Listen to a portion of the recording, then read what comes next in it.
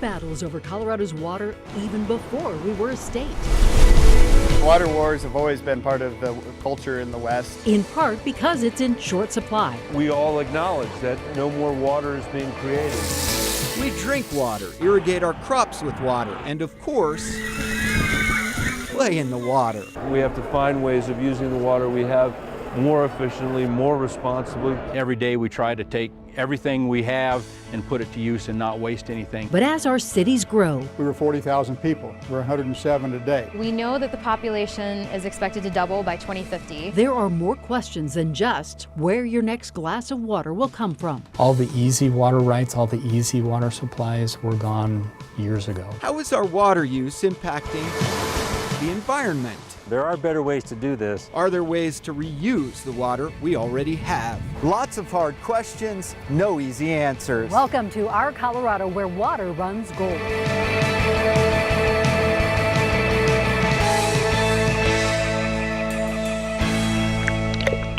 The sparkling streams of Colorado's high country, pure Rocky Mountain spring water. For centuries, this has been the lifeline of the West. Hello, I'm Ann Trujillo. And I'm Russell Haythorn. Over the course of the next 30 minutes, we're going to take a look at the growth factors impacting our state's most precious natural resource, water. This summer got off to an ominous start. After a dry winter with a below normal snowpack, we've had a hot and dry summer, and that has meant more lawn watering, lower river and reservoir levels, and the other thing that is draining our system right now, our growing population. Everywhere you look, everywhere you turn, Colorado is growing. Since 2010, our population has grown by nearly 600,000. The last census estimate put our population at just over 5.6 million people. What's not increasing is Colorado's water supply. Viewers like Dennis writes, "Seems to me that if we continue with this uncontrolled growth, there won't be enough water for the people who are here." And Hugh writes, "I see the rapid fire development and the massive increase in congestion. Where will the water come from to support all of these people?" While the most important water to you may be what comes out of your tap, the water that comes out of the faucets in our homes only account for 5 to 10% of water used. Colorado's agriculture industry uses the most water, about 86% of the water used in our state. The rest of our water is used by businesses and industries. Where people actually see how much water they're using, and that provides a real motivation to maybe cut back. DU professor Hillary Heyman says we should be thinking about our water sources all the time. Just looking at your water bill monthly can help you realize how easy it is to cut back. If you don't know how much you're using or you have a set bill, then there's really no motivation to save water. Concern over our water is nothing new. Water utilities have plans that look decades out, and those plans can either be sped up or slowed down depending on the need. The cities of Thornton and Parker, for example, have plans to eventually pipe in water from places like northern Colorado and the western slope. But the biggest water users, our Colorado farmers, are seeing the biggest drain on their resources. The tensions associated with it are enormous. Urban expansion gobbling up not just water, but the farmland used to grow our food. It has just been almost as consistent as gravity. Greeley and Fort Collins are experiencing an explosion of growth. Greeley now has 107,000 people, Fort Collins 175,000, and the state demographics office is predicting both will double in size over the next 20 to 30 years. Up here in northern Colorado, there's a new growing metro area that basically we'll affectionately refer to as NOCO. I moved to Greeley in 1971. We were 40,000 people. We're 107 today. It's a hot spot in part because it's becoming harder for people to afford living in Metro Denver. The alternative becomes northern Colorado, which is just 45 minutes away. Richard Werner with Upstate Colorado says there's a common expression here: move until you can afford to stop. In Denver, people commonly move to the burbs to find cheaper homes. In northern Colorado, you start at the foothills and move east. In Fort Collins, the median home price is now $410,000. As you get further east, the values drop. In Windsor, the median home price is $380,000. And by the time you get to Greeley, the median price is $271,000. Still expensive, but $140,000 cheaper than Fort Collins. And no matter where people move, there is still a need for water. The challenge today is that water rights are getting very expensive. That is not the way a river in the state of Colorado should look. As the northern Colorado communities expand in the coming years, water will be paramount. Greeley, Fort Collins, and other cities are already securing water rights to serve future growth. Greeley, for example, we use a 50-year planning horizon, and we're working on our water supplies for 2065. Fort Collins even requires developers to purchase raw water before building anything new. And it's becoming rapidly more expensive, and that's really impacting how communities are developing. Just to give you an idea of how expensive, the Colorado Big Thompson project pipes water from the western slope under the divide and back to the Front Range. It's called CBT water. 10 years ago, in 2008, a single acre foot cost $9,350. Today, an acre foot is worth $31,000, a 232% jump in a decade. There are better ways to do this. Environmental activist Gary Walkner is with the group Save the Colorado, Save the Pooter. The group says unharnessed growth comes at the peril of Colorado's pristine rivers. They are suing a new reservoir project called Chimney Hollow that would serve more than 10 no-coast cities, including Loveland, Greeley, Erie, and Broomfield. Erie is one of the worst. The suit, which has halted progress on the reservoir temporarily, claims those cities didn't do enough to mitigate environmental impacts. They're growing way faster than they should be, or if they should be at all. Walkner suggests NOCO adopt Southern California's model of paying people per square foot to rip out their lawns. The big kahuna is lawns. About half of all the water that's used in a city is used to keep the grass green. The water we use here in Colorado comes from many different sources, but about half of it comes from the Colorado River, which only flows on the western side of the state. However, about 3/4 of Colorado's population lives on the east side of the state. As you just heard, it's expensive to move water, and some people think it shouldn't be done at all. It would be irresponsible for us to develop the state without planning for the amount of water that we're going to need. Everything we know and love about our Colorado, outdoor recreation, innovation, agriculture, all hinge on one thing: water. We all acknowledge that no more water is being created. We have to find ways of using the water we have more efficiently, more responsibly. By most accounts, the Colorado River is already over-appropriated, supplying water to 40 million people in 7 states across the southwestern U.S.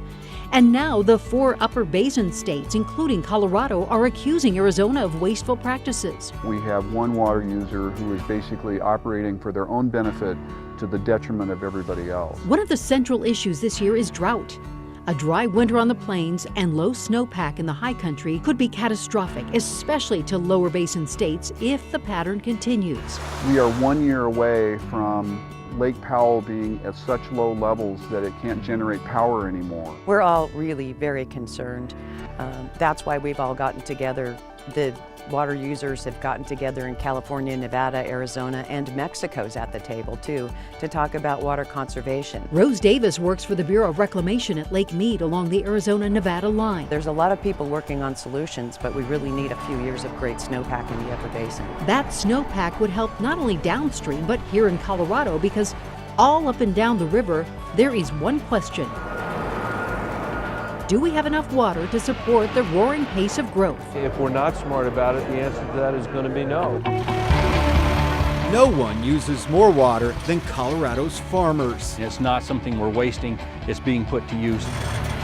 Up next on Our Colorado, we'll show you what farmers all along the Colorado River are doing to conserve water. It's going to change the way water is used throughout our service area. And we'll show you what water providers on the Front Range are doing to make sure they not only have the water you need, it's a bucket for us to stick water in during wet years, but can get it to you when you want it. This is a 72-inch steel pipe.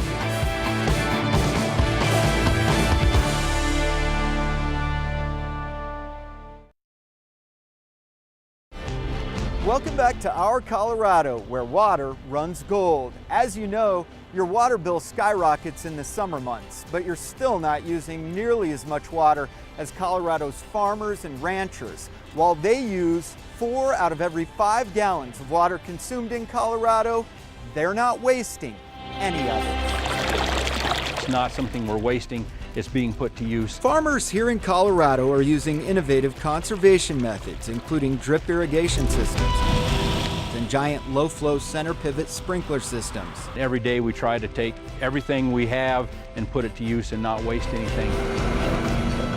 And downstream along the Colorado River in Arizona, they're laser leveling fields, so there's no runoff. All the water goes to the crops. What happens is you're keeping water in the root zone. Our efficiency of use of water, when you factor in the leaching of salts, is approaching drip within a couple percentage points. A growing concern in many rural Colorado communities are water rights. Some farmers and communities sold their rights from the Platte and other rivers to water utilities in other cities decades ago.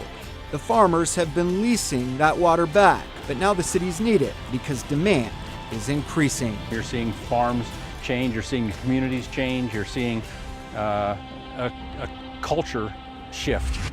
To keep up with that demand, staples like Chatfield Reservoir are being given new purposes. Chatfield Reservoir was built for flood control, not to hold drinking water, but about a year ago, water levels at Chatfield began to rise.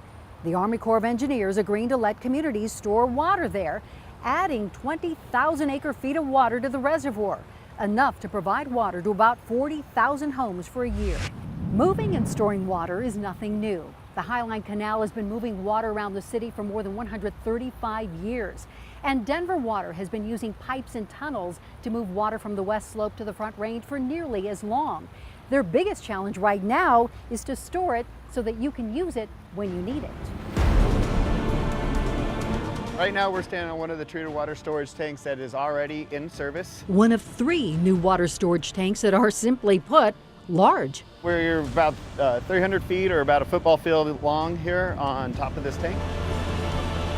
The only way to really get a good view of just how large the 3 new tanks at the Hillcrest Treated Water Storage Facility are is from the air. 3 new large tanks just west of I-25 south of Thomas Jefferson High School, each capable of holding 15 million gallons of water. Combined, that's enough water to nearly fill 70 Olympic-sized swimming pools. The Hillcrest Treated Water Storage Facility is about 25% of the treated water that we store throughout our system. The 3 tanks are replacing 2 similarly sized tanks that have been on this site for about 50 years. Denver 7 first showed you the site 2 years ago when these new tanks were nothing but giant holes in the ground. The tanks are 30 feet high, and we had to excavate about 25 feet below. And the site's about 40 acres.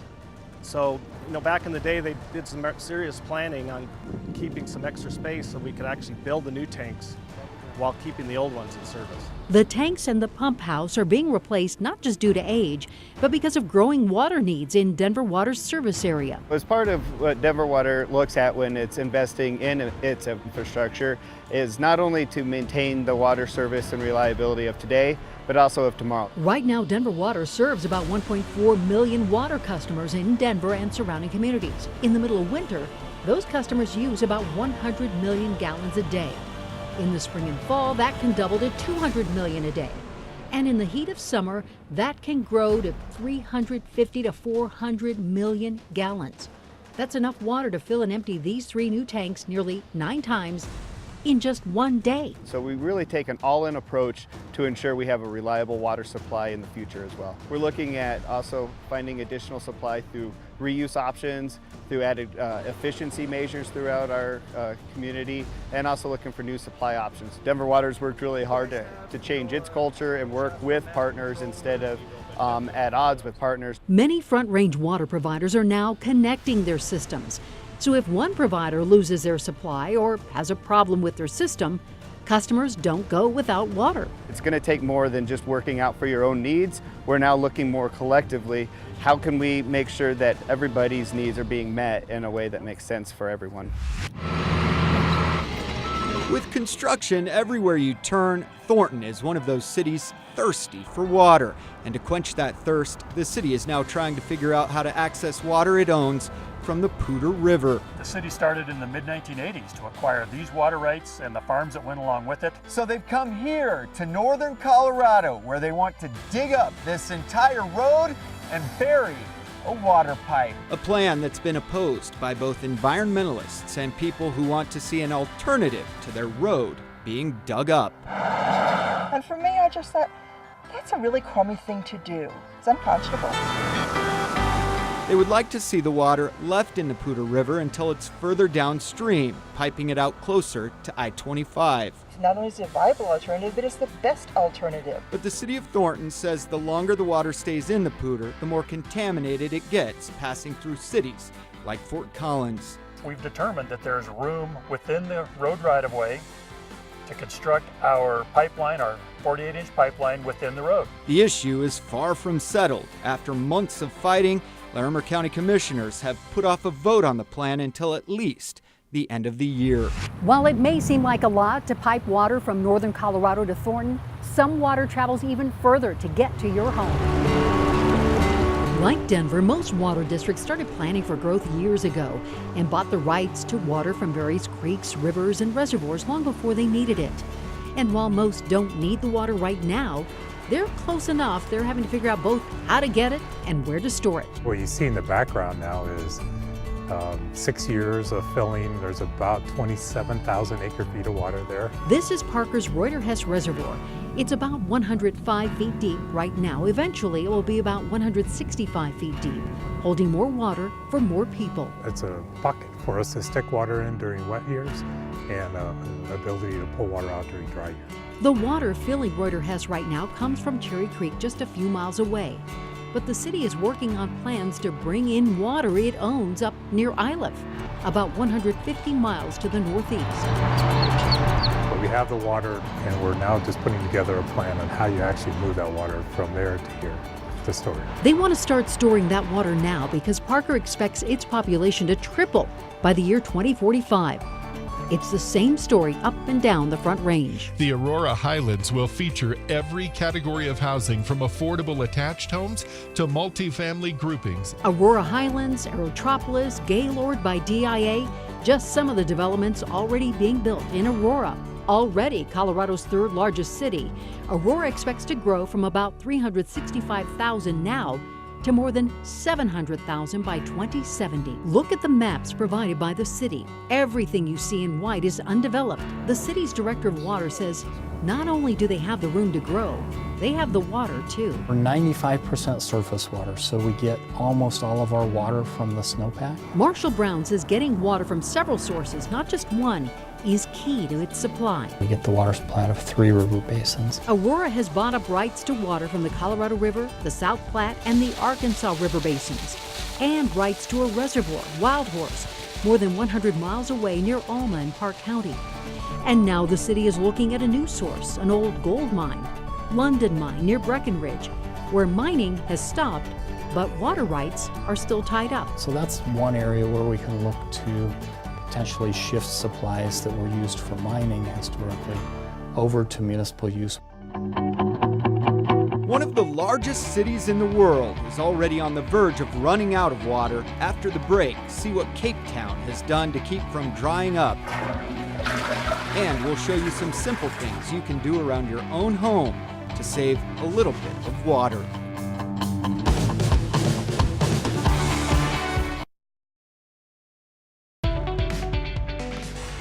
If you need an example of what can happen if you run out of water, check out Cape Town, South Africa. They thought they were going to run out of water this past spring, but by limiting people to using 13 gallons of water a day, telling people they can't water their lawns unless they have a well, and taking other conservation measures, they've pushed off day zero until sometime in 2019, maybe even later. The goal here is to never face a day zero in Colorado, but the truth is much of Colorado is high desert and we just don't have as much water as we'd like. But new technology being used on the other side of the globe could be a big part of the solution. Marc Steward traveled across the Pacific to Singapore to check it out. Just look into the horizon. Singapore is surrounded by water.